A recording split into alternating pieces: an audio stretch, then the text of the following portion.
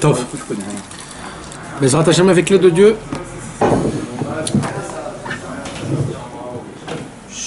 Caméra. Ça commence là. Hein. Bezrat Hashem.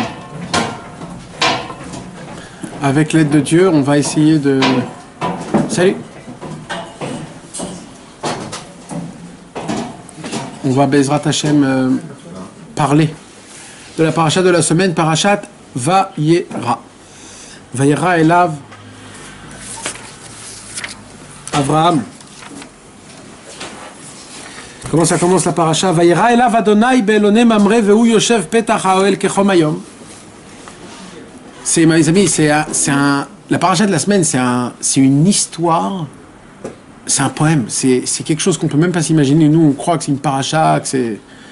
Mais il y a ici des yesodot qui sont énormes, des fondements. Ce soir, Bezrat Hashem, on va parler de quelque chose de très très manienne, d'une combine qu'a fait Avraham Avinu pour nous, pour le futur. On va voir comment nos patriarches, nous on croit que les patriarches, ils avaient une vie et qu'ils n'ont pas pensé à nous, mais en vérité, tout ce que les patriarches, ils ont fait, toutes les histoires qu'on raconte, c'était pas pour eux. C'était que pour nous. Que pour nous, que pour nous, que pour nous. C'était pas pour eux. Tout ce qu'ils ont fait, c'était pas pour eux. On sait qu'Avraham Avinu, il a fait une tente avec quatre rentrées, et qu'il faisait Achnasat Ochim. Pourquoi il le faisait? Pas pour être un tzadik. Pour le futur. Tout ce qu'il a fait pour le futur, pour nous. Il n'a rien fait pour lui. C'est pour cela qu'Avraham Avinu est devenu notre patriarche. Pourquoi Avraham Avinu est devenu notre patriarche? À qui on dit un patriarche? À qui on dit un papa? Un papa qui donne à ses enfants. Un papa qui arrange le chemin de ses enfants. Pourquoi Avraham, Yitzhak, Yaakov, c'est patriarche? Pourquoi pas Noach? Pourquoi pas Adam Arishon? Peut-être Moshe, on commence par Moshe. Non. Parce que patriarche, ça veut dire quoi? Patriarche, ça veut dire quelqu'un qui s'occupe de ses enfants jour et nuit. Vous savez, il y a sur Facebook, ils ont fait une vidéo. C'est pour rigoler, mais ils l'ont fait en vérité. Ils ont recruté des gens pour travailler. Ils leur ont dit, vous savez que dans le travail, il faut travailler jour et nuit. Alors monsieur, il dit, jour et nuit, mais c'est quoi ce travail? Il lui dit, et c'est un travail qui est plein temps, tu dois être toujours debout, tu n'auras pas le temps d'être assis, et tu devras faire, et ok, alors combien? Ben gratuit. Quoi, gratuit? Mais de quoi tu vas? Il n'y a pas de pensia, comment on dit pensia? Il n'y aura pas de... Non, il n'y a pas de... La retraite. Il n'y aura pas de retraite, il n'y a pas de bonté. C'est tout le temps, toute ta vie. C'est quoi cette... Elle a dit, bah, c'est d'être maman. D'être maman, c'est ce travail-là. C'est toute sa vie, d'être là pour ses enfants, jour et nuit. Et tu dois garder le sourire, tu dois aimer quand même. Alors, c'est qui qu'on appelle un patriarche, mes amis? Un patriarche, on appelle quelqu'un qui fait ce travail-là. Parmi tous les tzadikim, il y avait Avraham, Yitzhak et Yaakov, qu'Avraham, Yitzhak et Yaakov, tout ce qu'ils ont fait, ils l'ont pas fait pour eux. Ils l'ont fait pour qui? Pour leurs enfants, pour nous. Tout ce qu'ils ont fait maintenant, bien sûr, mes amis, on ne parle pas, chas v'shalom, d'argent, ou alors de... On parle pas du tout de ça. On parle de quoi? On parle des qualités, des lumières, des choses que dans le ciel, Avraham Avinu nous a donné comme cadeau, qu'aujourd'hui, grâce à ça, dans le ciel, Avraham Avinu, il se tient, Yitzhak, Yaakov, il prie pour nous aider à ne pas tomber dans les Yetzirara, dans les Averot, dans les problèmes, dans les choses comme ça, pour qu'un homme il puisse continuer, avancer, marcher, tracer tout le temps, tout le temps. Normalement, un tzaddik, qu'est-ce qu'il prie? Normalement, un tzaddik qui prie Hachem, fait que je suis encore plus grand tzaddik, fait que je puisse dévoiler des trucs. C'est ça qu'il prie normalement, un tzaddik. Avraham Avinu, il priait pas ça. Avraham Avinu, toutes ses prières, c'était Hachem, Barar, fait que mes enfants, ils ont la puissance et la force de toujours s'efforcer contre le Yetzirara. Quand ils voient une montée de colère, qu'ils essayent à la briser, à la casser, de ne pas tomber en colère. Quand quelqu'un veut faire une avéra, qui se rappelle. Tout ce qu'ils ont fait, Avraham, Yitzhak et Yaakov, c'était que de penser à ça. Pourquoi? Parce qu'ils ont vu les dernières générations d'aujourd'hui et ils ont vu combien ça serait difficile de tenir d'être un juif. Combien ça serait difficile de tenir d'être un juif. Et comme ils ont vu ça, ils ont prié de toute leur force. Tout ce qu'ils ont fait, ils ont créé en fait tout le futur. On voit dans le Midrash, mes amis, le Midrash, il fait une anecdote au sujet des 3 anges qui viennent manger chez Avraham Avinu. Et il y a écrit qu'Avraham Avinu, la première chose, qu'est-ce qu'il leur a fait? Il leur a donné de l'eau pour laver les pieds. Après, il leur a donné du manger. Il a fait cuire 3 langues plus des gâteaux, du pain, des trucs, etc. Il a fait un festin qui était énorme. Après, il les a fait faire assis où? Il a écrit sous un arbre pour qu'ils puissent avoir l'ombre pour être bien. Après, il a écrit qu'après qu'il leur a fait faire, il leur a donné tout ça, il leur a même installé un lit pour s'ils veulent dormir. Vous savez ce qu'il dit le Midrash? Le Midrash il dit, vous croyez qu'Avraham Avinu il a fait ça juste comme ça? Il a dit, je vais vous faire montrer en fait qu'est-ce qu'il a fait Avraham Avinu. Quand Avraham Avinu il a dit, prenez de l'eau pour laver les pieds de la terre, de la poussière, le Midrash il a dit, grâce à ça, qu'est-ce qu'il a fait à Kadosh Baruch Hu? Par ce mérite d'Avraham Avinu, il a fait en sorte que quand ils vont marcher, le peuple juif, 40 ans dans le désert, il n'y aura pas des montées, des descentes, des trous, des problèmes. Ça sera toujours plat. Pourquoi? Parce qu'Avraham Avinu, quand il a reçu les invités, il leur a dit, il leur a donné de l'eau pour laver ses pieds. T'as donné de l'eau pour laver ses pieds? Avraham Avinu dit, tu sais, Hachem, pourquoi j'ai donné ça? Parce que je veux que tu fasses la même chose à mes enfants. Akash Baruch Hu, il a dit, tu recevras. Après, qu'est-ce qu'il a fait? Il leur a fait faire assis à côté d'un arbre pour l'ombre. Avraham Avinu, Akash Baruch Hu, il dit, waouh, c'est une grande chose. Qu'est-ce que tu veux comme mérite pour ça? Avraham Avinu, il a dit, je veux qu'il y a les anané kavod, les nuées. Il y a écrit que les nuées, quand on est sorti d'Égypte, ça nous gardait de l'ombre, ça nous gardait de tous les scorpions. Grâce à quoi on a eu les buées de kavod? Parce que Avraham Avinu, il a fait assir les trois anges sous un arbre et ils ont eu de l'ombre. Akadosh Baruch Hu, il dit, tout ce que tu as fait, Avraham, je le ferai à tes enfants. Et Avraham Avinu, donc, il n'arrêtait pas de faire du chesed, il n'arrêtait pas de faire de la bonté. Pourquoi? Pourquoi Kadosh Baruch Hu nous fait un maximum de bonté, en fait. Donc, tout ce qu'il a fait, Avraham, Yitzhak et Yaakov, tout ce qu'eux, ils l'ont fait vraiment pour nous. Et les amis, le Midrash, il prend toutes les histoires de toutes les parachiotes et ils nous disent exactement, mot à mot, ce qu'il y a sur chaque chose qu'ils ont fait et on voit comment Hachem, il a répété ça avec tout le peuple juif dans l'Égypte, après plus tard, jusqu'à aujourd'hui. Donc, on voit qu'en vérité, nous, on croit que juste Avraham Avinu, il aimait faire manger les gens, mais c'était pas du tout ça. Il y a écrit que le fait qu'Avraham Avinu a tué 3 veaux pour avoir 3 langues de vaches, c'est-à-dire de veaux, il y a écrit grâce à ça qu'Akadosh Baruch Hu lui a donné la manne 40 ans. Grâce à qui on a eu la manne 40 ans? Grâce à Avraham Avinu qui l'a donné à manger. Tu donnes à manger aux autres, je vais donner à manger à tes enfants. Tout ce qu'Avraham Avinu il a fait, Akadosh Baruch Hu a dit je vais le faire avec tes enfants. C'est pour cela qu'on appelle Avraham, Yitzhak et Yaakov nos patriarches. Maintenant, dans cette histoire, mes amis, j'ai une énorme question. On va lire un petit peu la paracha. Je vais vous raconter une petite histoire du Midrash. Et là, j'ai une question, mais une question très forte. Et Bezrat Hashem, ce cours, il va être sur cette réponse, Bezrat Hashem. Écoutez bien, mes amis. Donc, la Torah, elle nous raconte que Avraham Avinu, c'était le 3e jour de la Brit Mila. Il y a écrit que le 3e jour de la Brit Mila, ça fait très mal. Ça fait encore plus mal que le premier jour. Pourquoi? Parce que ça cicatrise. Et quand ça cicatrise, ça fait encore un peu plus mal. Kadosh Baruch Hu, il a dit comment c'est possible qu'Avraham, il souffre et que le monde, il s'en fout? Comment c'est possible? Comment c'est possible le monde s'en fout qu'Avraham, il souffre? Qu'est-ce qu'il a fait à Kadosh Baruch Hu? Il a dit, je vais faire un tout petit trou du Gehinnom pour que la chaleur du Gehinnom descende dans la terre. Et c'est connu que la chaleur, ça fait cicatriser plus vite. Comme ça, Avraham Avinu, il va être plus vite guéri. Et il y a écrit, Ve'u Yoshev Petach Haoel Kechom Hayom. Il était assis où? À l'entrée de sa tente, Kechom Hayom. Il faisait très très chaud. Pourquoi il faisait très chaud? Il faisait très chaud parce qu'Akadosh Baruch Hu avait fait un tout petit trou dans le Gehinnom pour que la chaleur du Gehinnom pénètre dans le monde, pour que grâce à ça, cette chaleur puisse aider à cicatriser Avraham Avinu.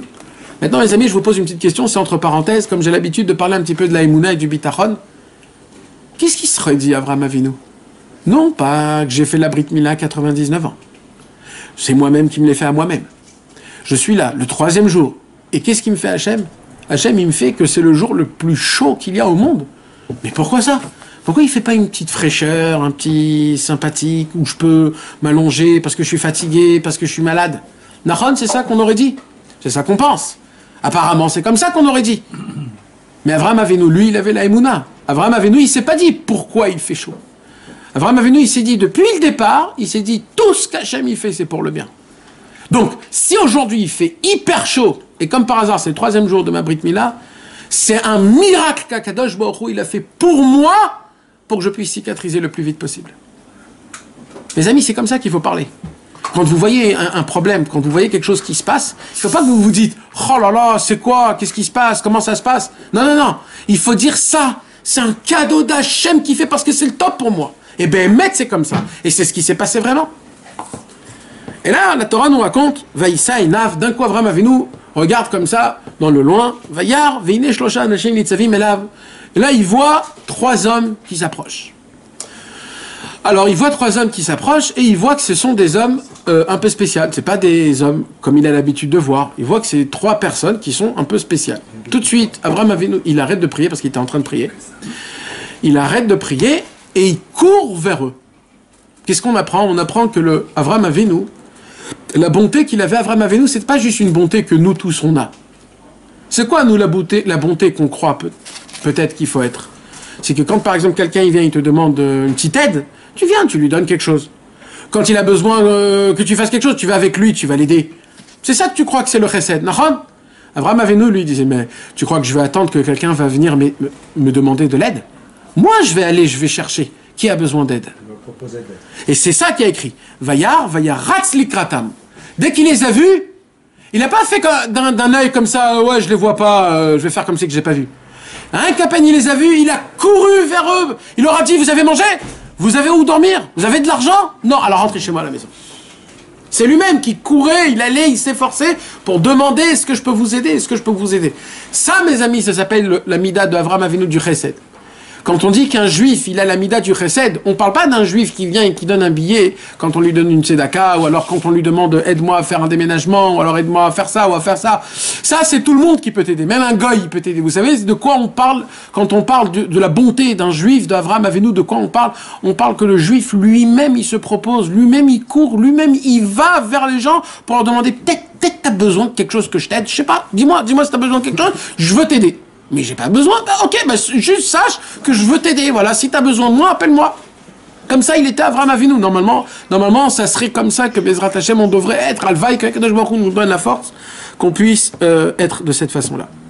Et là, qu'est-ce qui se passe? Pardon.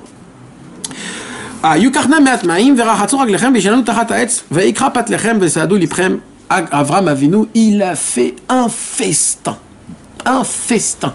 Il a reçu 3 personnes. Au lieu de faire la shrita d'un veau, et vous savez, un veau, il y a au moins 250 kilos, 500 kilos de viande quand même, non? 250, non? À peu près? Ouais, à peu près. Ouais, d'accord, il y a quand même 250 kilos de viande. Bon, non. Non? 250, mais il y a beaucoup. Il y a beaucoup, il y a 100 kilos, on va dire. 100 kilos, non. 125.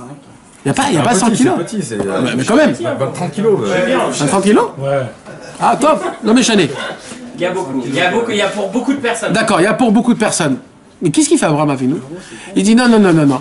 Il dit je veux leur donner le top du top. C'est quoi le top du top? De la langue dans la moutarde. Moutarde.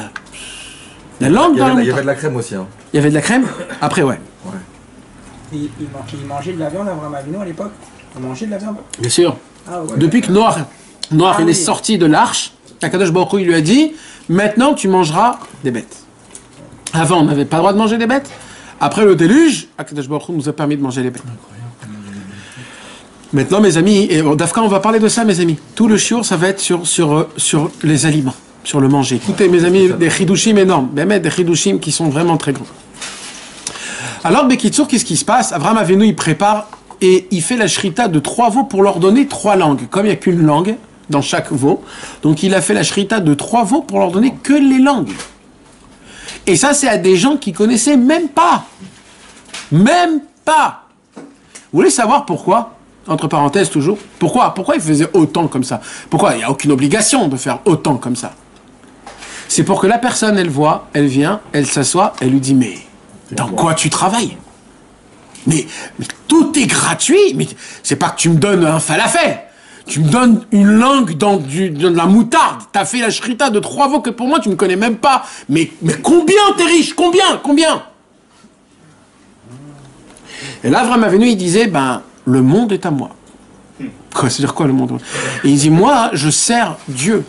Je suis le fils de Dieu. Et Dieu, c'est lui qui a créé le ciel et la terre. Et Dieu m'a tout donné. Et il lui dit, mais moi aussi, je vais être comme ça. Et il lui dit, mais pour ça, il faut croire en Dieu. Et pour ça, il faut vivre avec la Emouna. Et c'est comme ça qu'Avram Avinu, il commençait à rentrer et lui dire c'est qui Hachem, comment il est fait Hachem, et ainsi de suite. Et comme ça, il rapprochait les gens. Mais en fait, comment il rapprochait les gens en fait? Il voulait les faire émerveiller. Mais combien tu as de la Emouna? Parce que quelqu'un, il peut avoir de la Emouna, il donne. Mais d'avoir la Emouna en faisant une shrita de 3 veaux, rien que pour les langues, ça veut dire vraiment le monsieur, il se sent vraiment qu'il a tout. Et il y a aucune limite. Aucune limite. Tu veux quoi? On raconte sur Rabbi Israël, c'est Bezrat Hashem Shabbat, la Iloula, mes amis. Rabbi Israël Ber Odesser, un jour, il y avait un grand tzaddik, un chassid Breslev, un ancien. Il s'appelait Rabbi Nachman Roussicher. Rabbi Nachman Roussicher, un jour, il a raconté lui-même une histoire qu'à l'époque, il était très pauvre, très pauvre. Vous savez, à l'époque, mes amis, à Yerushalayim, tout le monde était pauvre. À Yerushalayim, ça n'existait pas qu'il y avait un riche. Tout le monde était pauvre. Et c'est normal, il n'y avait pas de quoi manger. À l'époque, c'était les Anglais qui régnaient sur Eretz Israël. Et à Yerushalayim, c'était la ville où il y avait le minimum de manger. Et là-bas, il y avait une pauvreté comme on ne peut même pas s'imaginer. Donc imaginez-vous maintenant quelqu'un qui est pauvre là-bas. C'est-à-dire le pauvre des pauvres. C'est quelqu'un qui... Un pauvre, parmi les pauvres, c'était vraiment quelqu'un qui n'avait ni de quoi s'habiller, ni de quoi manger, ni de quoi... Mais réellement, c'était vraiment un balagan. Et Rabbi Nachman Roussicher, lui, il faisait partie de qui? Des pauvres parmi les pauvres. Un jour, Rabbi Nachman Roussicher, il n'avait pas mangé 24 heures chez lui à la maison, lui, sa femme, ses enfants. Il avait honte de demander, c'était un homme qui avait très honte de demander. Alors il ne demandait pas. Après 24 heures où sa famille n'a pas mangé rien, ni bu, ni rien.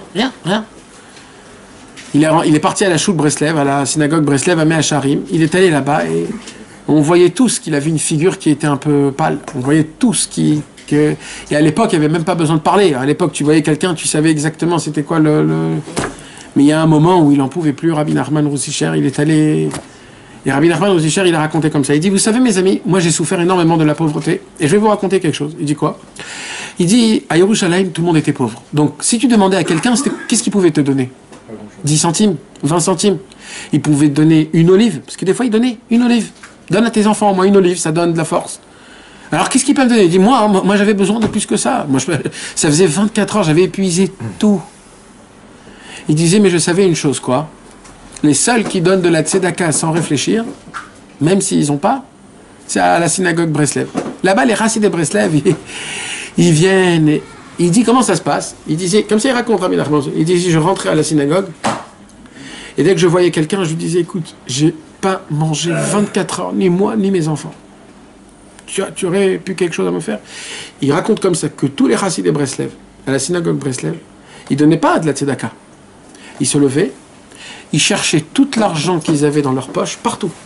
Tout ce qu'ils avaient, ils mettaient, prends tout. Attends, peut-être il me reste une poche, attends, j'ai une autre petite poche, peut-être j'ai ici, ah là, j'ai encore un billet, là j'ai un billet, là. Tout ce qu'ils avaient dans les poches, ils mettaient. Ils disaient, prends ce que tu as besoin. Ils disaient, mais il y en avait un, qui était encore plus fort que ça. Est-ce qu'il y a plus fort que ça, mes amis? Est-ce qu'il y a plus fort que ça? Allez chercher avec lui. Quoi? Hein? Allez chercher avec lui. Cuisiner, tout. Il a emprunté pour lui donner. Rabbi Israël, il sortait tout ce qu'il avait dans ses poches. Il lui disait, après la prière, tu viens avec moi à la maison et je vais chercher à la maison tout ce que j'ai, je te donne. Et il disait, Rabbi Israël, j'avais honte de lui demander parce que je savais que dès que je lui demande, il m'emmenait chez lui à la maison, il cherchait partout où il y avait de l'argent, il lui donnait tout ce qu'il avait à la maison. Mes amis, ça c'est Avram Avinu. Ça veut dire quoi de donner de l'argent? Parce qu'en fait, l'argent, c'est comme un remplaçant de Dieu. Pourquoi? Parce qu'au moment où tu as de l'argent, tu n'as pas besoin de Dieu. Bah, j'ai de l'argent, je n'ai pas besoin de Dieu. D'accord? J'ai besoin de boire un coca. Là, j'ai soif, j'ai besoin de boire de l'eau. Je prends de l'argent, je m'achète. Maintenant, si j'ai pas d'argent, qu'est-ce que je fais? J'ai soif. Je suis obligé de demander à Hachem. Je suis obligé d'espérer à Hachem. Je suis obligé de dire, Ribono Shel Olam, j'en peux plus. Aide-moi, aide-moi. Et là, d'un coup, il y a une Yeshua. Mais si j'ai de l'argent dans ma poche, je fais même pas le geste Hachem, donne-moi de l'eau. Pourquoi? Parce que dans ma tête, je prends l'argent, j'achète, je termine l'histoire. Donc en fait, l'argent, c'est le remplaçant d'Akadosh Baruch Hu. Donc quand un homme, il sait que Akadosh Baruch Hu, c'est lui la racine et le puits de tout, il s'en fout, il donne tout ce qu'il a, puisque demain, Hachem, il va tout me donner encore une fois de tout nouveau. Donc ça va et ça vient. Et c'est comme ça qu'Avram Avinu, il a connu Akadosh Baruch Hu, quand il a vu qu'Akadosh Baruch Hu lui donne tout ce qu'il a besoin, tout ce qu'il a besoin. Tout ce qu'il a besoin. C'est soit un homme qui a de l'argent et qui a cette notion-là de dépendant d'Hachem. Alors, il est au top niveau. Il est au top niveau. Un homme qui a... Ça veut dire que Ribbon Hachem, comment je fais? Je dois m'acheter ça. Et le mec, il est blindé. Tu vois quoi? C'est encore plus fort. C'est encore plus fort parce qu'il a l'argent et il dépend d'Hachem. Là, il peut voir des grandes choses. Comme Rabbi Yehuda Hanassi. Rabbi Yehuda Hanassi, on dit comme ça, on raconte dans la Gemara que Rabbi Yehuda Hanassi, il donnait son maaser par mois, ou par jour, ou par semaine, je ne sais pas comment c'était par quoi. Il donnait son maaser. La Gemara, elle donne là-bas une quantité de volailles, 300 volailles, un truc comme ça, que de maaser. C'est une fortune énorme, ça veut dire à l'époque, ça veut dire qu'il avait c'est énorme. Et après, le maaser des vaches, il donnait une quantité énorme de vaches. Et qu'est-ce qu'il a dit, Rabbi Yehuda Hanassi, à la fin de sa vie? De tout ce monde-ci, je n'ai pas pris plaisir de ce monde-ci du plus petit doigt. Il a levé ses 10 doigts, Rabbi Yehuda Hanassi, il a dit à Hachem, tu peux témoigner que j'ai pas goûté de ce monde de ses 10 doigts. Avec toute la richesse qu'il avait, il se conduisait normal, tu comprends? Et avec son argent, il faisait ce qu'il faisait. Ça, c'est des petites choses que je vous dis comme ça avant. Et là, mes amis, on arrive au point essentiel. Écoutez bien l'histoire que je vais vous raconter, c'est écrit dans le Midrash. Le Midrash nous raconte comme ça, les anges, ils viennent. Abraham Avinu nous prépare le manger. Et là, les anges, ils viennent, et qu'est-ce qu'ils disent, les anges? Ils disent, tu sais, Abraham Avinu, on est des anges. Abraham Avinu, il dit, je sais. J'ai vu de la façon de comment vous marchez, qui était devant qui. J'ai vu que vous étiez des personnages très, très importants. Maintenant que tu me dis, je suis un ange, je ne suis pas étonné.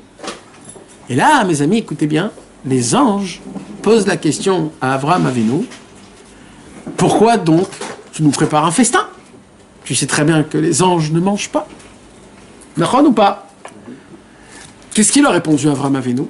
Abraham Avinu a répondu, moi je dois faire ma mitzvah. Vous voulez vous manger, vous voulez pas, vous mangez pas. Moi la mitzvah de préparer, je dois la faire. Comme ça il dit Abraham Avinu. Les anges ils disent, mais tu t'es pas posé la question que peut-être tout ce que tu fais, ça sera pour rien. Abraham Avinu, il a dit, je vais tout faire pour que vous mangiez. Comme ça il a écrit.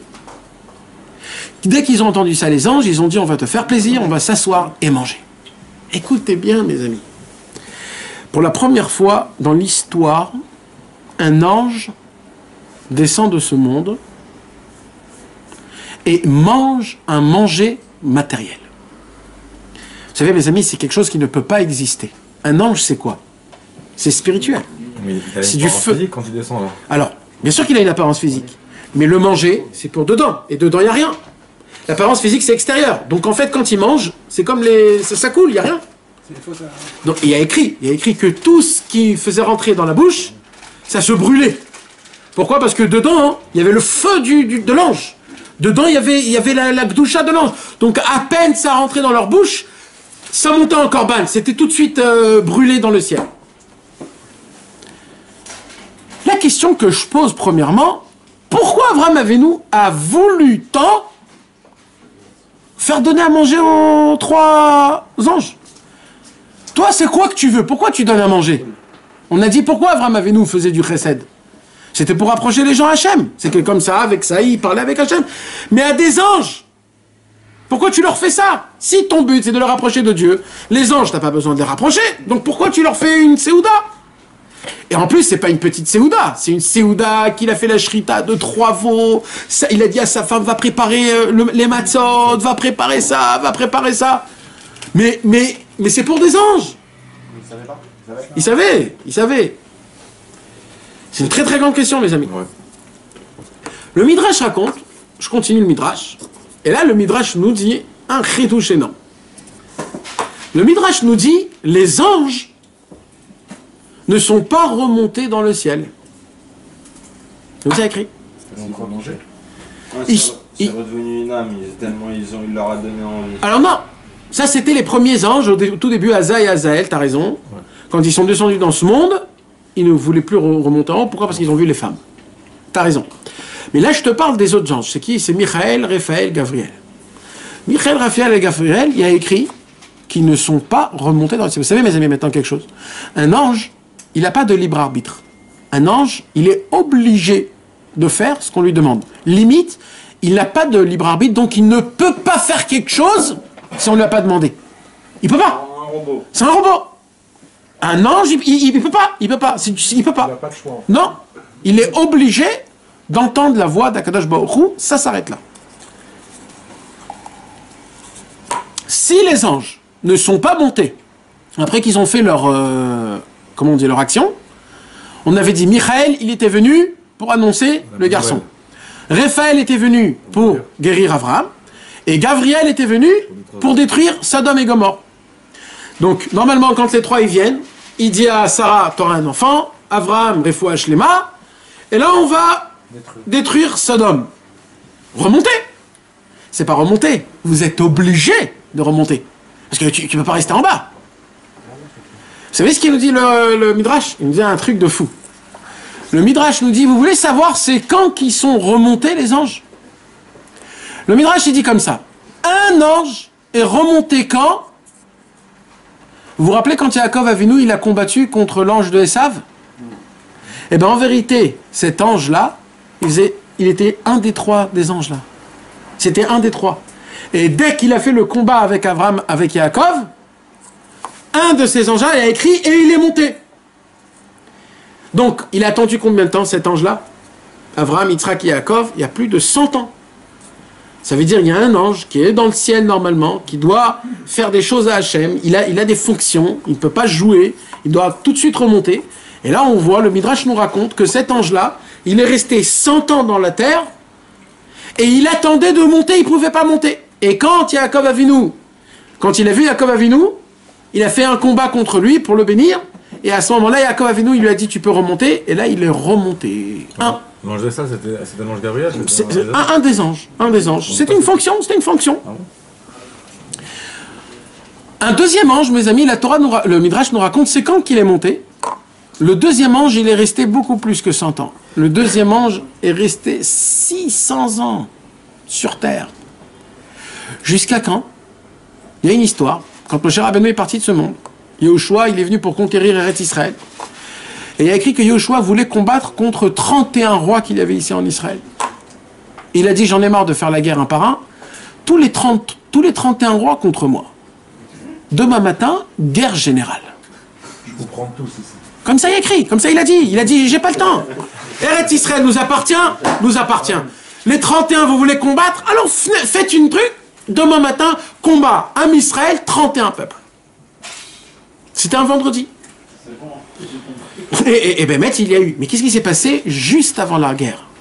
Juste avant la guerre, il y a écrit que Yehoshua, il a prié Hachem, il a étudié la Torah, et avant la levée du matin, d'un coup, il voit un grand homme, une grande ombre, qui marche. Yehoshua, il voit ça, il dit, qui tu es? Il lui dit, je suis un envoyé de Dieu. Rachi, il dit qui? L'ange Gabriel. On n'a pas vu que l'ange Gabriel est descendu. Nachon, il n'est pas descendu. Il est descendu quand? Avraham Avinu. Ça fait 600 ans qu'il attendait ça. Il est venu pourquoi? Pour lui dire, c'est moi Gabriel, c'est moi le Gibor, comme on dit, je suis l'ange de la guerre. Sache que demain, je combattrai avec toi. C'est ce qui s'est passé. L'ange Gabriel a combattu avec Yehoshua Binoun. Yehoshua Binoun a gagné le combat contre les 31 nations.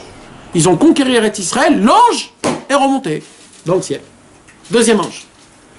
Le Midrash nous raconte, le troisième ange, il est resté. Jusqu'à quand? Si vous vous rappelez, mes amis, il y a une histoire avec Shimshon Agibor. Vous vous rappelez de Shimshon Agibor? Samson et Dalila. Samson, Shimshon, je vais appeler Shimshon parce qu'on ne peut pas l'appeler en français Samson. Shimshon, les amis, il y a écrit que avant que Shimshon est né, un ange est venu voir les parents de Shimshon, qui s'appelait Manoach. Son père, il s'appelait Manoach. Et il est venu voir, et qu'est-ce qu'il lui a dit, cet ange? Il lui a dit, écoute, ta femme est enceinte d'un bébé, il faut que tu saches que ce bébé, dès qu'il va naître, il sera pur pour Hachem. Ce ne sera pas un bébé normal, ça sera un prophète depuis sa naissance. Il faut que tu le gardes, il faut que tu sois Bigdoucha, il faut que tout se passe. C'était qui cet ange-là qui a annoncé? C'est le dernier, Raphaël? Non, c'est Michael. Comme Michael, il a annoncé le garçon à Sarah, mais il a fait la même chose à Manoach. Il a dit, tu auras Shimshon. Et là-bas, il y a écrit quoi? Il y a écrit que dès qu'il a annoncer la naissance du bébé, il y a écrit et il est remonté en haut. Le Midrash il dit, puisque chez Avraham Avinu, il n'y a pas écrit qu'ils sont remontés que dans ces 3 endroits là-bas, donc, les 3 fois qui sont venus des anges, en fait, c'était les 3 anges qu'Avraham Avinu avait reçus. Et là, la question se pose. Moi, je pose la question. Ils n'avaient qu'une seule mission. Hein? Tu dis que les anges, ils n'ont qu'une seule mission. Une seule. Voilà, ils en ont eu plusieurs. Ça fait partie de la question. D'abord, pas plusieurs, 2. Deuxièmement, tu termines ta mission, tu montes. D'accord? Troisièmement, si ça s'est arrivé, c'est qu'il faut vraiment savoir c'est quoi ce problème. Parce que là, ils sont restés énormément. Tu sais comment c'est difficile pour un ange de rester dans ce monde-ci? Vous ne pouvez même pas vous imaginer ce que c'est. Je ne peux pas vous raconter parce qu'on n'a pas trop le temps, mais il y a une histoire très très grande avec un tzaddik qui s'appelle Rabbi Yosef d'Ilaraina. Un tzaddik énorme à l'époque, il y a 600, 700 ans, que lui, il a fait faire descendre dans ce monde un ange. Bête. Il y a 600 ans, 700 ans. Pourquoi? Pour amener le Mashiach. Il a fait faire descendre un ange dans ce monde-ci. Tu sais comment on fait descendre un ange dans ce monde-ci? C'est des années de travail, de jeûne, c'est des trucs de malade. Et qu'est-ce qui s'est passé? Ce qui s'est passé, c'était à Tzfat. Quand il a fait faire descendre un ange, il y avait eu un tremblement de terre dans toute Tzfat, connu il y a 700 ans, qui a détruit tout le cimetière là où le Harizal il est enterré. À l'époque, à l'époque du Harizal, vous voyez le cimetière du Harizal à Tzfat là-bas? Vous savez qu'à l'époque du Harizal, avant, c'était rempli, pareil, avant le Harizal. Et qu'est-ce qui s'est passé? Il y a eu un tremblement de terre énorme qui a détruit tout et qui a englouti tous les morts. Et c'est devenu une montagne. Le Harizal, il a dit, je vais être enterré là-bas. Et comme ça, petit à petit, après, les gens, ils se sont retirés. Donc, en vérité, il faut que vous sachiez que dans cette montagne, il y a des morts enterrés, surenterrés, des tzadikim énormes qu'on ne peut même pas s'imaginer. D'où était ce tremblement de terre? Rabbi Yosef d'Ilaraina, quand il a fait faire descendre un ange du ciel pour essayer de demander à Hachem comment amener le Mashiach, quand il est descendu dans ce monde, il y avait des éclairs et des tonnerres qui sont venus avec des tempêtes qui ont fait un truc énorme et un tremblement de terre. Une seconde, l'ange est venu. Là, mes amis, je vous parle que les 3 anges, ils viennent chez Avraham Avinu. Un, il reste 100 ans, un, il reste 600 ans, et un, il reste je ne sais pas combien de temps. Et à la fin, il remonte. Mes amis, il y a un mystère énorme qu'on est obligé de répondre à ça. Parce qu'on ne peut pas lire Stam et de faire comme si, ah bon, je ne savais pas, bah, c'est très bien, bah ok. Bah, non, qu'est-ce qui s'est passé? Qu'est-ce qui s'est passé? Et qu'est-ce qu'on a dit au tout début, mes amis? Vous vous rappelez qu'est-ce qu'on a dit au tout début? On a dit que pourquoi Avraham Avinu, il s'appelle un patriarche? Parce que tout son travail, c'est quoi? C'est que tout ce qu'il fait, il le fait pour nous. Alors maintenant, mes amis, on va découvrir un chidouche de Rabbi Nathan exceptionnel dans Ilchot Betziat Tapat, Halacha et Seif Memtet, un chidouche que Rabbi Nathan il dévoile dans le monde, un truc de énorme. Rabbi Nathan, il dit pour comprendre ce midrash, je suis obligé de parler d'un autre midrash. Quel autre midrash? Rabbi Nathan il dit quand Moshe Rabbeinu est monté dans le ciel pour prendre la Torah et la donner au peuple juif, vous savez ce qui s'est passé, mes amis? Est-ce qu'on a reçu la Torah normalement ou pas? Non. Qu'est-ce qu'il y a eu? Il y a eu une armée, bagarre générale. Dans le ciel, bagarre générale. Les anges, ils ont dit, mais Hachem, la Torah, elle est à nous. Elle est à nous. Hachem et Moshe. Quoi, Hachem? Tu donnes ton cadeau, ton préféré, tu donnes ton amusement, tu donnes au peuple juif, tu leur donnes à eux. Ça veut dire qu'ils pourront faire ce qu'ils veulent avec la Torah. Mais la Torah, elle doit rester en haut. Il y a eu un combat, un vrai combat. Moshe Rabbeinu se retrouve tout seul en bas. Tout seul. Et en haut, il y a un combat énorme d'anges. Que Moshe Rabbeinu, il dit, j'ai même peur de rentrer en eux. Pourquoi? Il a dit, j'ai vu un ange, que chaque parole qui sort, il sort des milliers d'éclairs. Il dit, j'ai très peur. Il va me brûler, l'ange. Je suis tout petit ici. Qu'est-ce qu'il lui a dit à Avraham, à Kadosh Baruch Hu? Il lui a dit, réfléchis à Avraham Avinu. Moshe Rabbeinu, il commence à se rappeler d'Avraham Avinu, et il a écrit que d'un coup, Avraham Avinu est venu. Et dès qu'Avraham Avinu, il est venu, qu'est-ce qu'il a dit Avraham Avinu aux anges? Eh oh, qu'est-ce que vous faites? Alors les anges ont dit, mais Avraham Avinu, Hachem veut donner la Torah au peuple juif. Il dit, ouais, et alors? Il lui dit, ben nous on veut pas. Avraham Avinu, il a dit, mais qui vous êtes vous, pour ne pas vouloir? Vous vous rappelez que vous êtes venu chez moi et c'est moi qui vous a donné à manger? Vous vous rappelez de ça? Maintenant vous respectez?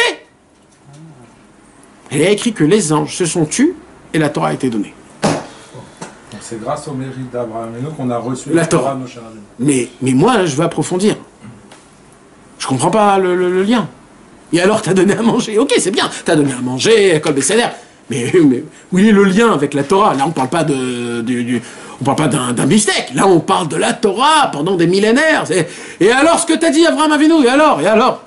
Parce qu'il les a fait changer d'avis, justement, qu'on Alors. leur a donné à manger. Alors, écoutez, mes amis, comment Rabbi Nathan, il dévoile un Gros secret. libre arbitre. Hein? On va donner un gros libre arbitre à eux. On va Attends, rester attends, ici. attends.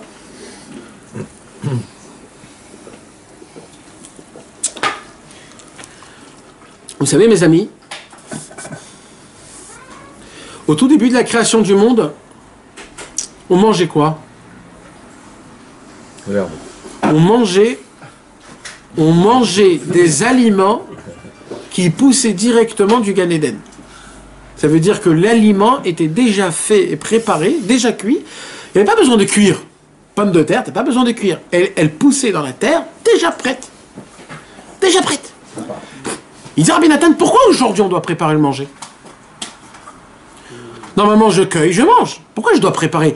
Il dit, Rabbi Nathan, il y a des mangers où il y a un travail énorme. Comme par exemple, la viande. Tu dois faire la shrita. Après, tu dois voir si les poumons ils sont parfaits. Après, tu dois mettre le sel. Après, tu dois rincer. Il y a eu tout. Après que c'est déjà fait, tu dois la cuire. Il y a des viandes que tu dois cuire une nuit. Il y a des choses. Et tout, c'est un travail. Pourquoi tu dois faire tout ce travail? Pourquoi le manger est pas simple? Tu viens, tu manges, point barre. Pourquoi? Il dit, Rabbeinu, en vérité, à la création du monde, on mangeait, tout était déjà prêt. Pourquoi tout était déjà prêt? Parce qu'il n'y avait rien à réparer. Donc tout était déjà prêt. Mais le problème, c'est quoi? Qu'au fur et à mesure des générations, les hommes, les êtres humains, fautaient. Et ils faisaient quoi? Des endommagements dans le monde. Qu'est-ce qu'ils ont fait, ces fautes? Ils ont fait en sorte que toute la création du monde est descendue de niveau. Descendu de niveau, descendu de niveau. Plus ça descendait de niveau, plus le manger n'était pas potable, pas raffiné. Maintenant, en fonction des aliments, comme ça on peut savoir quel aliment a été endommagé, quel aliment n'a pas été endommagé. Exemple, je veux une banane. Qu'est-ce qu'il faut que je fasse pour avoir une banane? Je l'accueille et j'enlève juste l'écorce. C'est un travail d'enlever l'écorce. Tout petit peu. Donc on sait dès maintenant que la banane, elle n'a pas reçu beaucoup de... Alors tout de suite, pourquoi la pomme? C'est aussi facile que ça.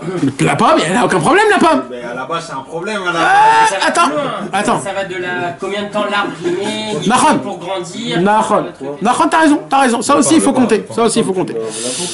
Mais quand même, le fruit, dès qu'il est préparé, il est préparé. D'accord? Par contre, si tu prends une noix de coco,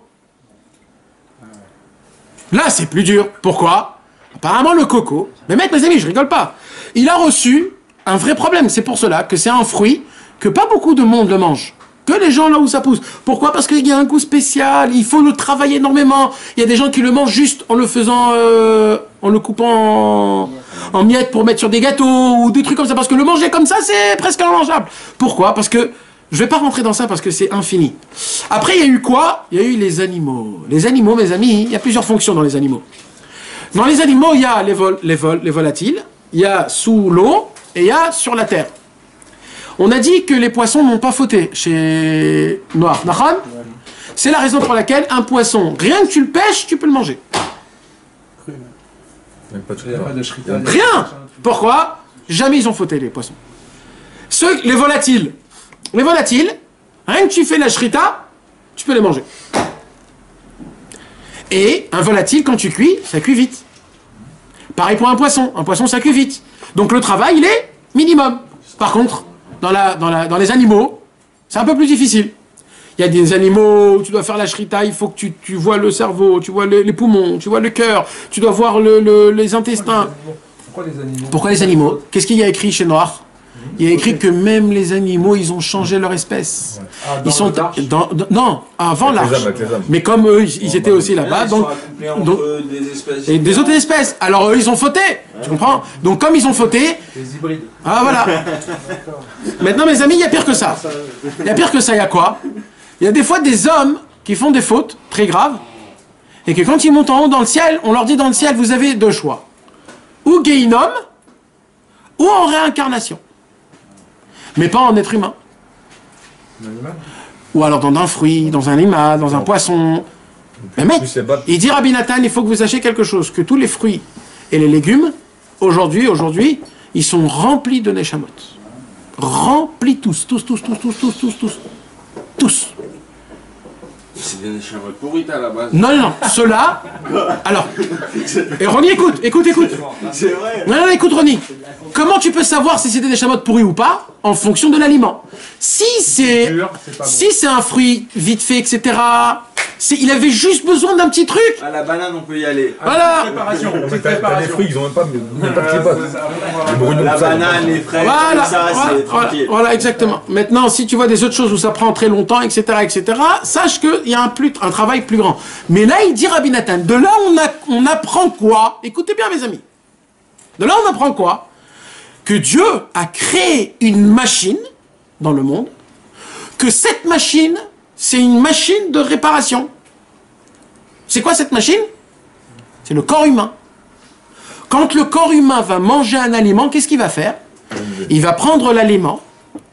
L'aliment lui-même, la matière, elle va descendre aux toilettes. Et toutes les neshamot qu'il y avait dedans, la bracha que j'ai fait, la simcha que j'ai eu en la mangeant, je les élève et j'ai réélevé. Donc mon corps, c'est quoi en fait? C'est un transformateur. Vous croyez qu'on mange et qu'on boit parce qu'on a faim et on a soif. Vous vous trompez. Pourquoi on mange et on boit? Parce qu'on est le passeur de ce monde-ci au monde plus fort. Et il dit Rabbeinu, c'est pour cela que tout ce qu'on fait, quand on mange, quand on boit, même des bêtises, des bislis, des bambanous, on croit qu'on fait rien, sachez qu'on répare tout le temps des neshamot, Il dit Rabbi Nathan, mais c'est quoi le problème? Ok, jusqu'à là, tout est parfait, Nachan. Quand je mange Big Doucha, quand je mange avec la bracha avant après, avec la kippa, en respect avec Hachem, je ne fais que réparer. Mais oui, le problème alors? Il dit Rabbi Nathan, le problème c'est quoi? C'est la deuxième partie de l'aliment que tu manges. Quoi? La matière en elle-même. Ça veut dire quoi? Il dit Rabbi Nathan, venez, on essaye de le faire un petit peu grossier. Il dit Rabbi Nathan, un corps humain, c'est quand même quelque chose de formidable. Aucun docteur aujourd'hui arrive à reconstituer un seul cerveau, même un doigt. Aujourd'hui, ils n'arrivent même pas à créer un cœur. Aujourd'hui, ils n'arrivent pas à faire ça. Ils peuvent décomposer, ils peuvent créer quelque chose à part, ils peuvent faire... Mais de recomposer, de faire revivre un mort, ils peuvent pas refaire. Ils peuvent rien faire aujourd'hui, les docteurs. Ils ont aucune... Pourquoi? Tellement la sagesse de Dieu, elle est grande. Alors maintenant, il dit, je vous pose une question. Comment c'est possible que quand un homme, il jeûne une journée, comment on se sent après le jeûne, avant de manger? On dirait que tu as reçu des coups pendant 40 minutes. T'es comme ça, tu peux même pas bouger. Tu te dis, mais qu'est-ce qui m'arrive? On dirait que j'ai 100 ans, ça va, j'ai pas mangé 24 heures. Mais tu te sens complètement à plat. Limite, vraiment, t'es pâle, t'es blanc. Tu dis, je suis fatigué, j'ai même pas la force. Il dit Rabbi Nathan, et d'un coup, tu prends un verre d'eau, la couleur revient, d'un coup, t'es là, tu prends un petit truc sucré, t'as la patate. Après, quand tu manges, oh là là, tu te sens comme si de rien n'était. Il dit Rabbi Nathan, mais qu'est-ce qui s'est passé? Qu'est-ce qu'il y a dans l'eau qui m'a donné de la vie? Donne de l'eau à un mort, qu'est-ce qui va se passer? Rien. Alors pourquoi moi, quand je suis vivant, ça fonctionne l'eau? Qu'est-ce qu'il y a dans l'eau qui me donne de la vie? Si dans cette même eau, je le donne à un mort, il se réveille pas. Alors pourquoi sur quelqu'un qui est vivant, moi ça me fait de l'effet? Pourquoi quand je mange de la viande, ça me donne de la force, ça me donne... Pourquoi? Qu'est-ce qu'il y a? Il dit Rabbi Nathan, vous voulez savoir de quoi on prend la vitalité dans les aliments? On ne prend pas de l'aliment lui-même. On prend des neshamot.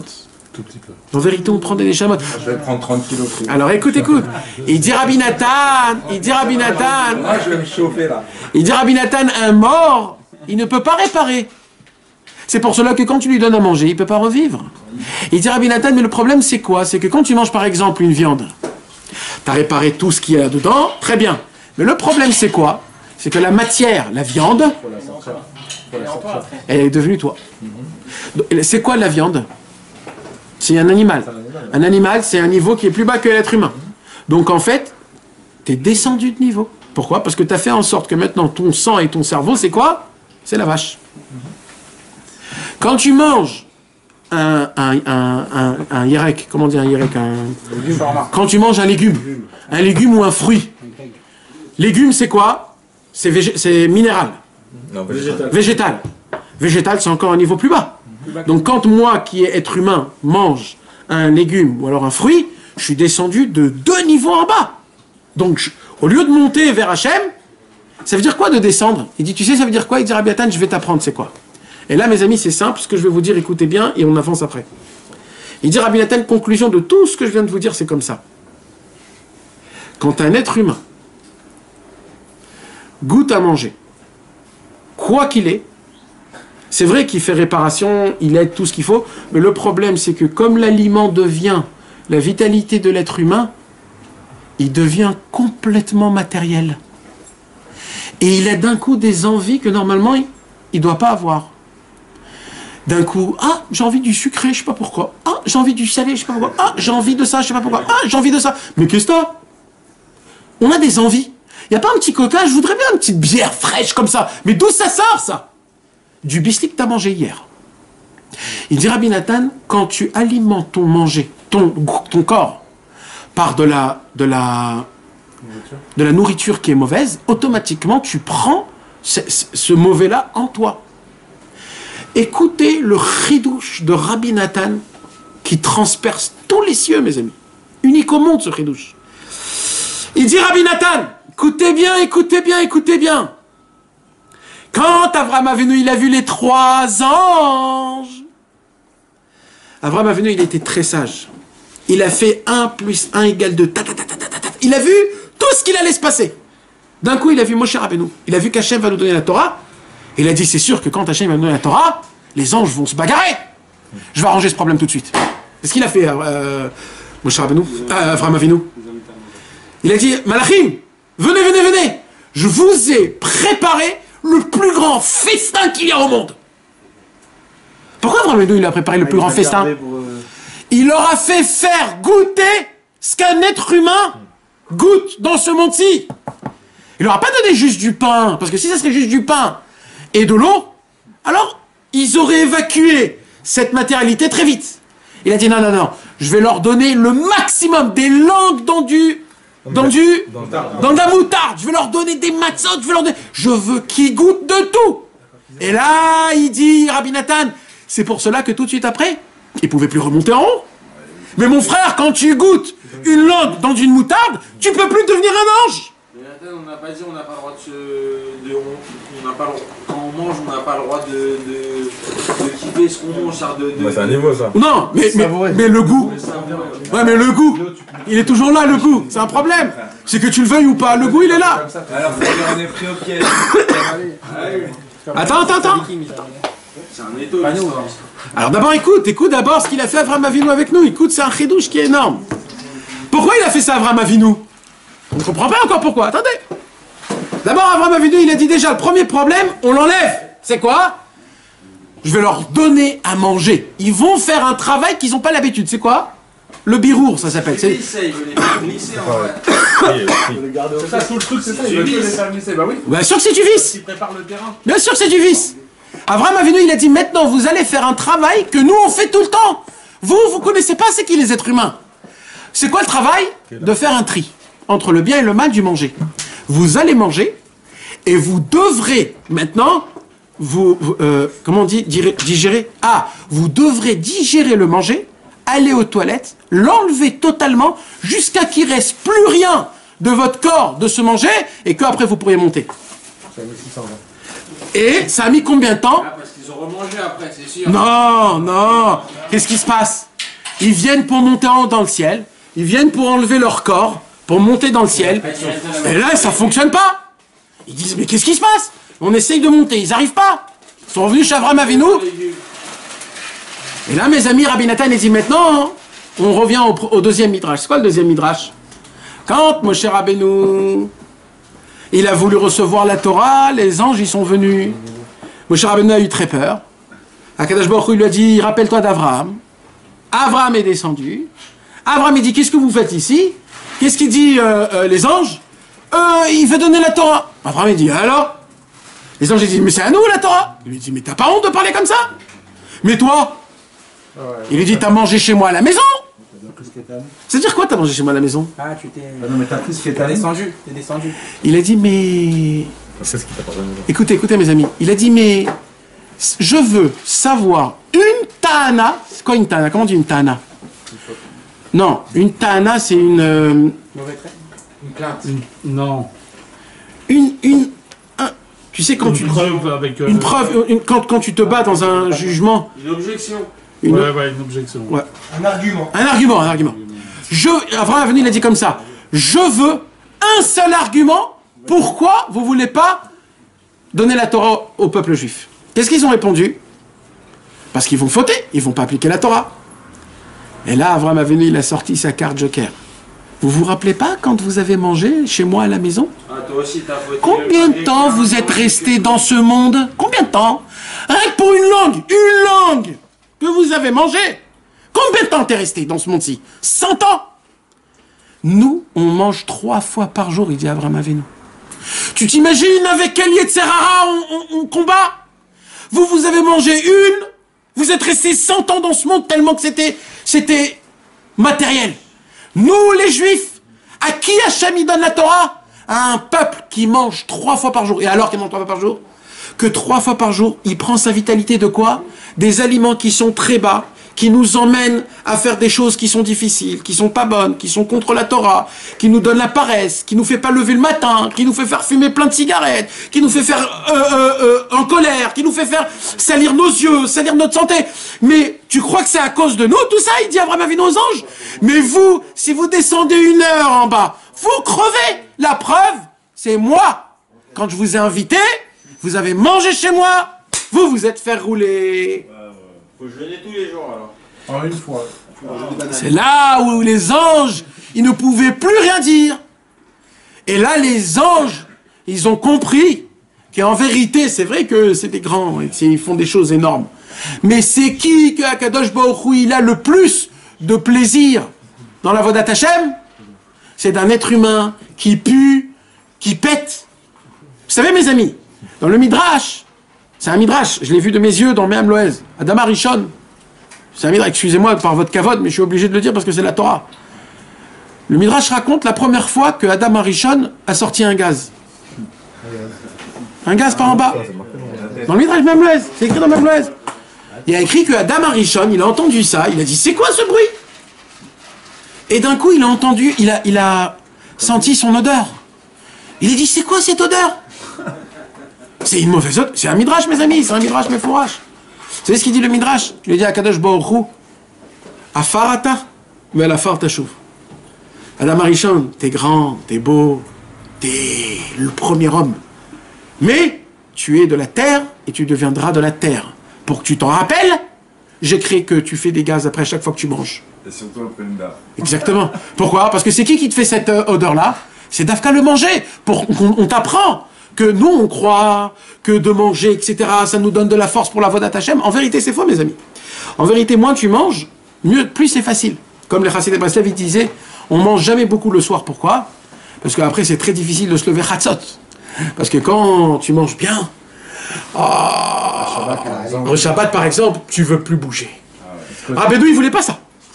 Abedou, il disait, mange de tout, achète toutes les saveurs que tu veux, mais pas beaucoup.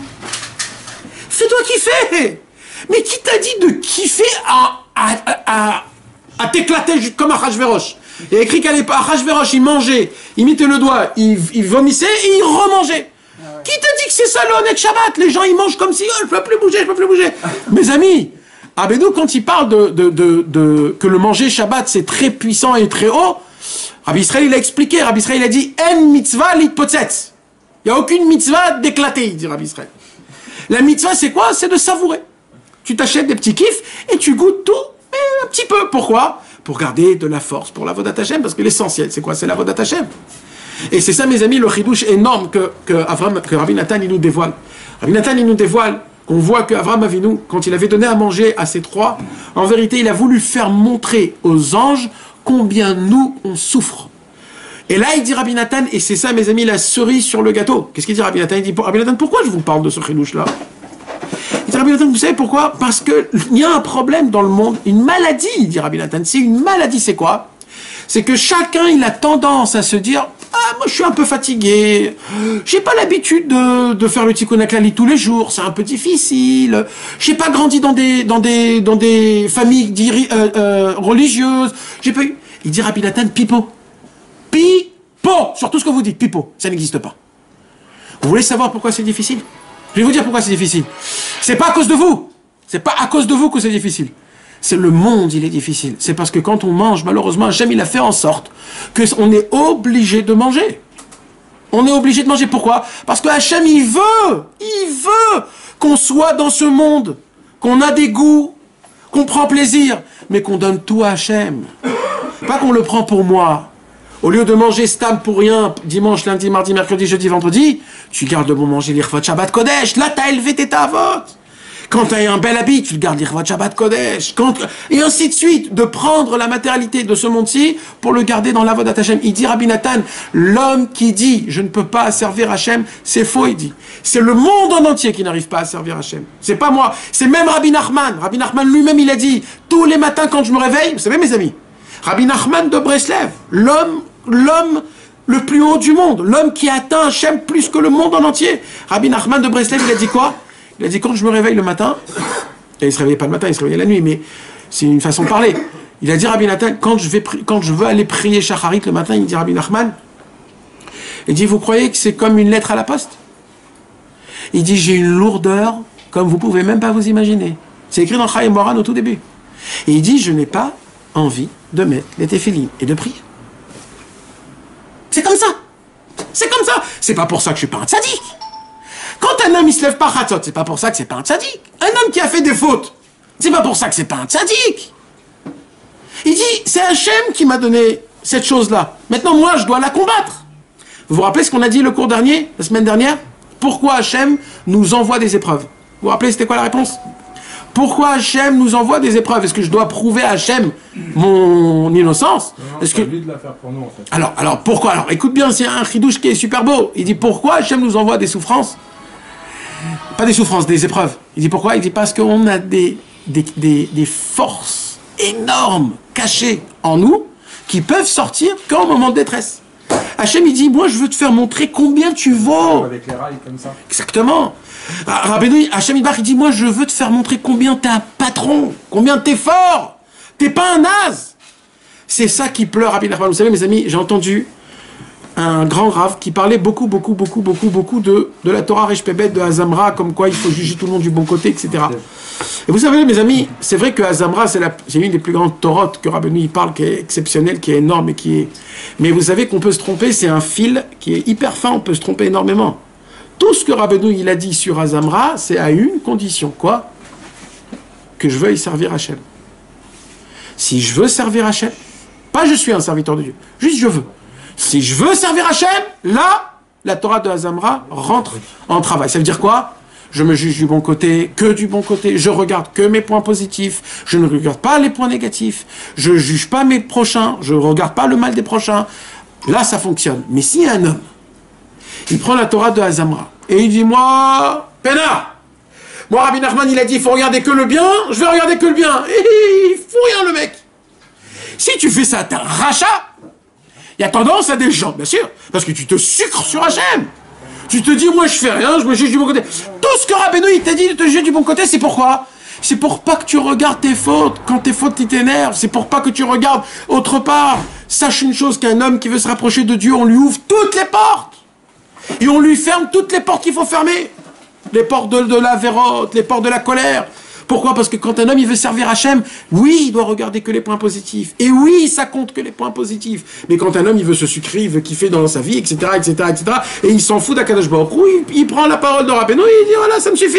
Donc à chaque fois qu'on parle de Azamra, il faut rajouter le premier mot. Le mot magique, c'est quoi? Je veux servir Hachem, mais c'est difficile.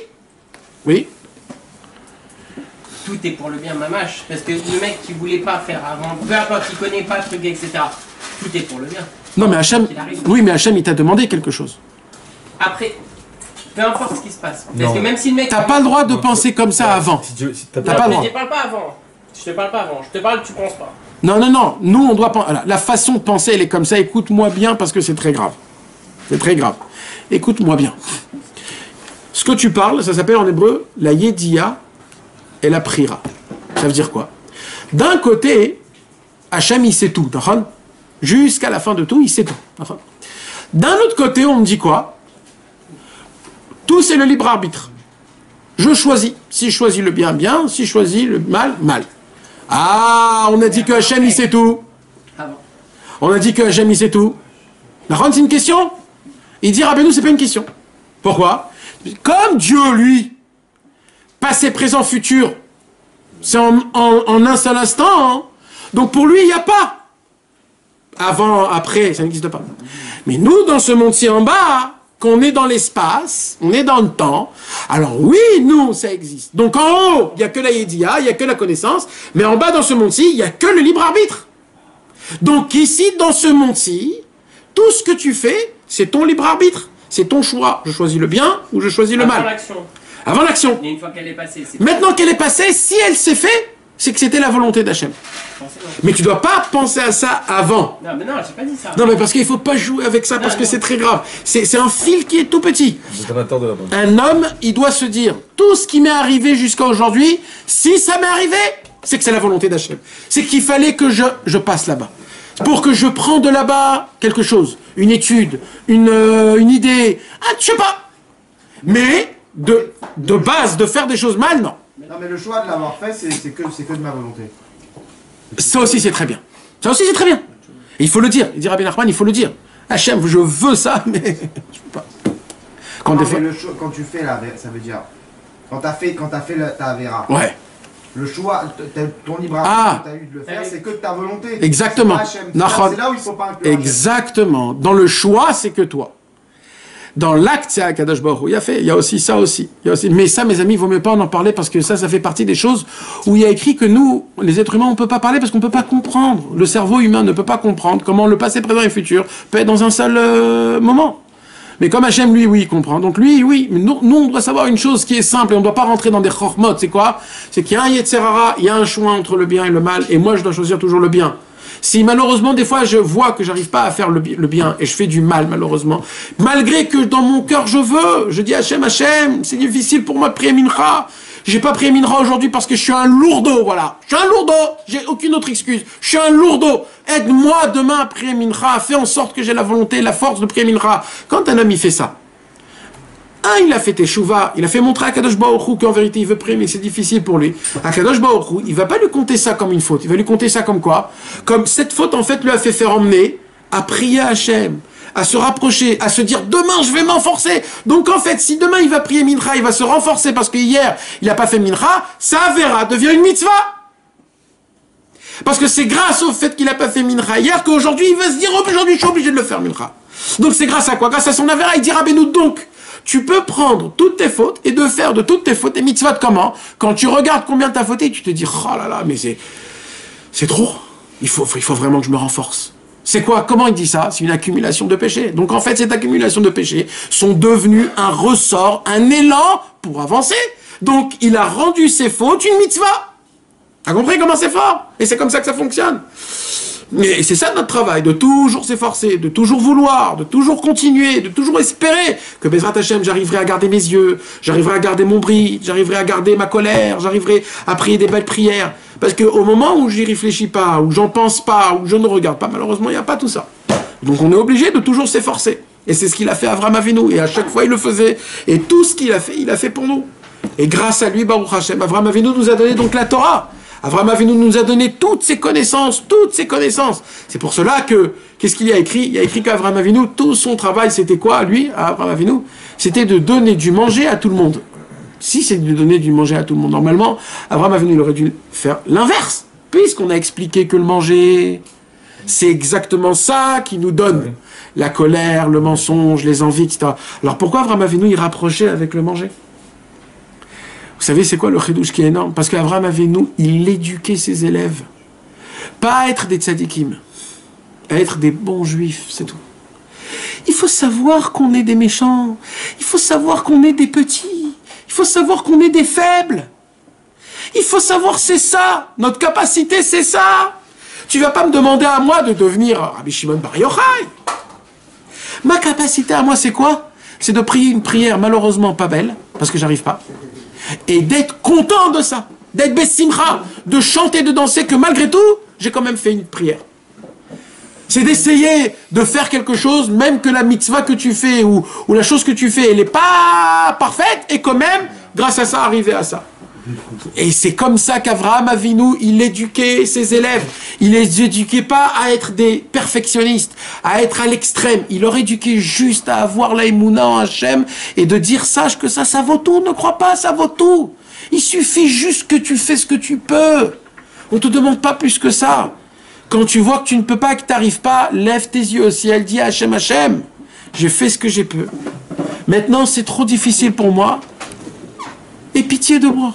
Fais que je puisse la prochaine fois. C'est tout ce qu'il veut à Kadosh Baruch Hu. Si un homme il vit comme ça, même s'il ne fait pas Torah ou mitzvot comme il faut à la perfection, à Kadosh Baruch Hu, il lui complète tout ce qu'il a besoin. C'est tout le cours de la semaine dernière qu'on a étudié.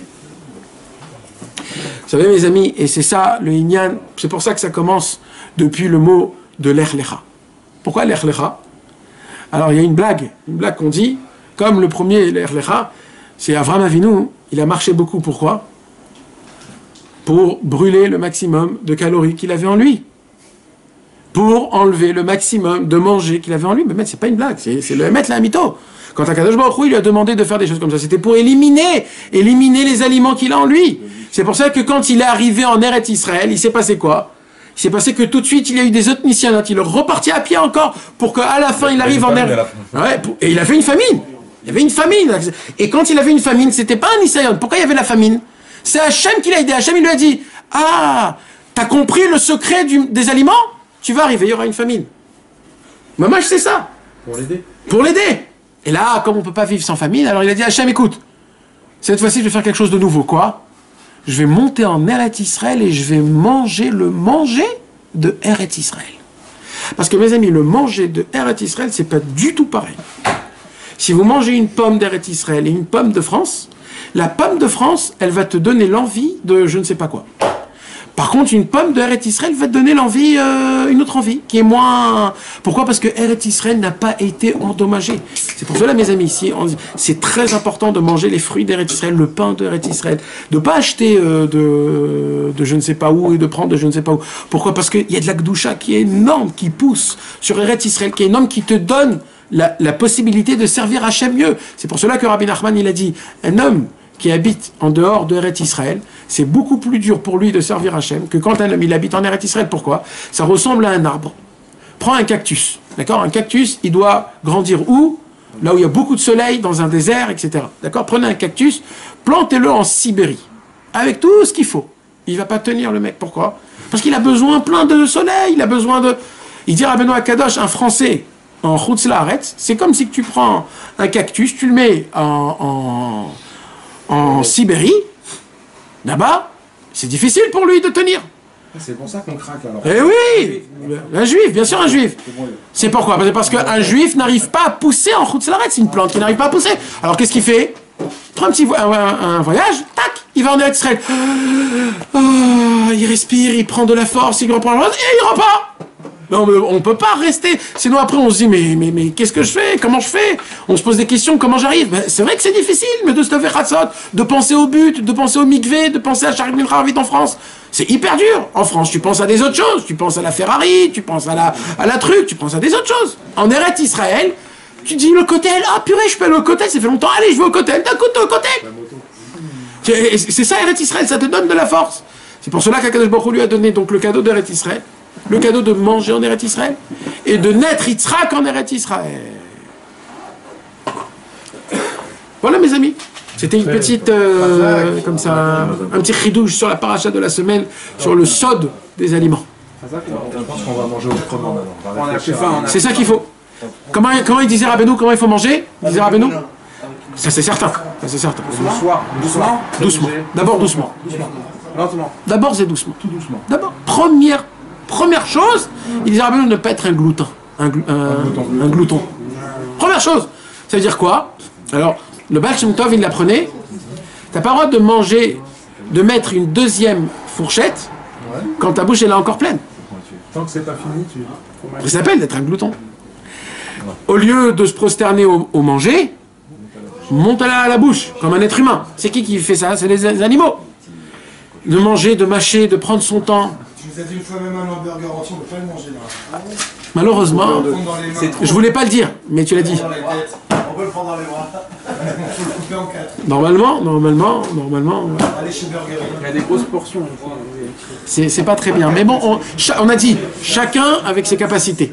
Les hâtes, doucement. Il faut pas sauter les... Ouais, pas voler. Il faut doucement. Chacun comment il peut. Il faut déjà commencer par la bracha avant, bracha après déjà. Déjà, c'est un commencement, un minimum. Voilà. Et Nachon, maintenant vous comprenez. La transformation. On est un robot. On est des robots. On transforme les aliments en gdoucha. Donc on est obligé de faire ce travail-là comme il faut. Pourquoi les sadikim ils jeûnaient alors? Il voulait pas du tout avoir. Il voulait pas. Par contre, à Vizoucha, un jour quelqu'un est venu, il lui a dit j'ai un problème. Il a dit c'est quoi le problème? Il lui a dit j'ai pas d'enfant. Il a dit ok, on va faire une Séouda énorme. Séouda énorme, normalement les tzadikim ils font des jeûnes. Il dit oui, Hachem il est habitué des jeûnes. Il n'est pas habitué des Séoudot. Quand il va voir en bas que je fais une Séouda, il va dire pourquoi il fait une Séouda Zouché? Et là je vais lui dire parce qu'il y a un enfant qu'il faut aider. Et là il va aider l'enfant. Donc des fois tu peux mettre ça avec une Séouda.